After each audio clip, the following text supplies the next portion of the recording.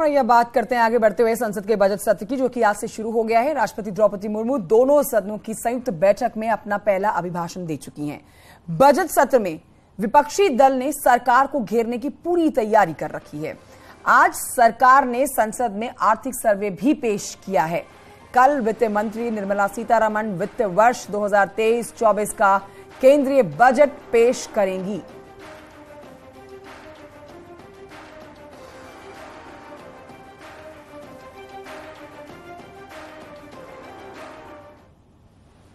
देश के लोगों ने जो पहली बार सेवा का अवसर दिया तो सबका साथ सबका विकास के मंत्र से हमने शुरुआत की थी। समय के साथ इसमें सबका विकास, सबका विश्वास और सबका प्रयास भी जुड़ा गया।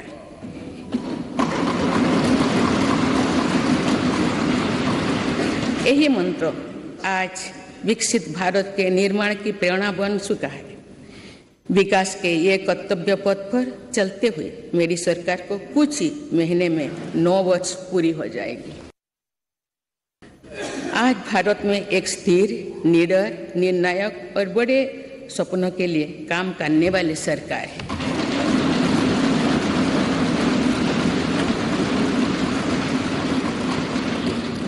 आज भारत में ईमानदार का सम्मान करने वाली सरकार है। आज भारत में गरीबी को स्थायी समाधान और उनके स्थायी सशक्तिकरण के लिए काम करने वाली सरकार है। आज भारत में अभूतपूर्व स्पीड और स्केल पर काम करने वाली सरकार है। आज भारत में इनोवेशन और टेक्नोलॉजी के माध्यम से जन कल्याण को सर्वोपरि रखने वाली सरकार है। आज भारत में महिलाओं के सामने से हार बाधा को दूर करने वाली सरकार है।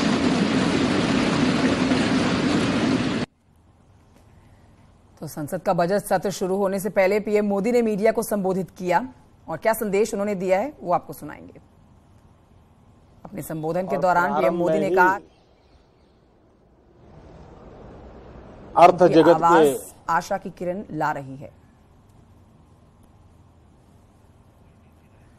तो ये प्रधानमंत्री नरेंद्र मोदी का देश के नाम संदेश और भारत की वर्तमान राष्ट्रपति संयुक्त सदन को पहली बार संबोधित करने जा रही हैं। उनका संबोधन भारत के संविधान, संसदीय प्रणाली का गौरव है और आज नारी सम्मान का भी अवसर है। पीएम नरेंद्र मोदी ने कहा कि हमारी वित्त मंत्री भी एक महिला हैं। कल देश के सामने एक और बजट पेश करेंगी। आज की वैश्विक परिस्थितियों में भारत ही नहीं पूरी दुनिया की नजर भारत के बजट पर है। सुनिए पीएम मोदी को। भारतीय जनता पार्टी के नेतृत्व में एनडीए सरकार, उसका एक ही मकसद रहा है, एक ही मोटो रहा है, एक ही लक्ष्य रहा है और हमारी कार्य संस्कृति के केंद्र बिंदु में भी एक ही विचार रहा है। India first, citizen first. सबसे पहले देश, सबसे पहले देशवासी, उसी भावना को आगे बढ़ाते हुए ये बजट सत्र में भी तकरार भी रहेगी, लेकिन तकरीर भी तो होनी चाहिए।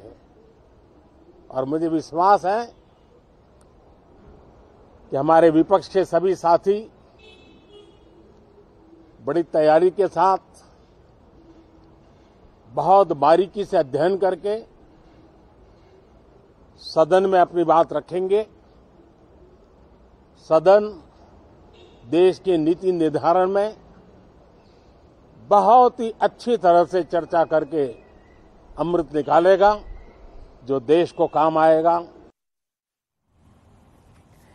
और इस बीच आपको बताएं कि राष्ट्रपति के अभिभाषण पर मायावती का बयान आया है सामने। लोग सुखी होंगे तभी देश बढ़ेगा, मायावती कह रही हैं। महंगाई, गरीबी, बेरोजगारी से जनता त्रस्त, सरकार के दावे त्रस्त, जनता की शांति के लिए बहुत कम, देश में अमन चैन, खुशहाली की कमी।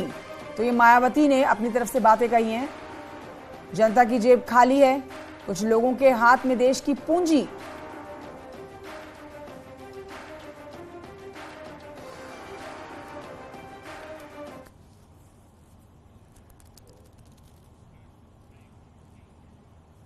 और इसी के साथ एक छोटे से ब्रेक के लिए यहां रुकना होगा, कहीं मत जाइए, जल्द लौट रहे हैं।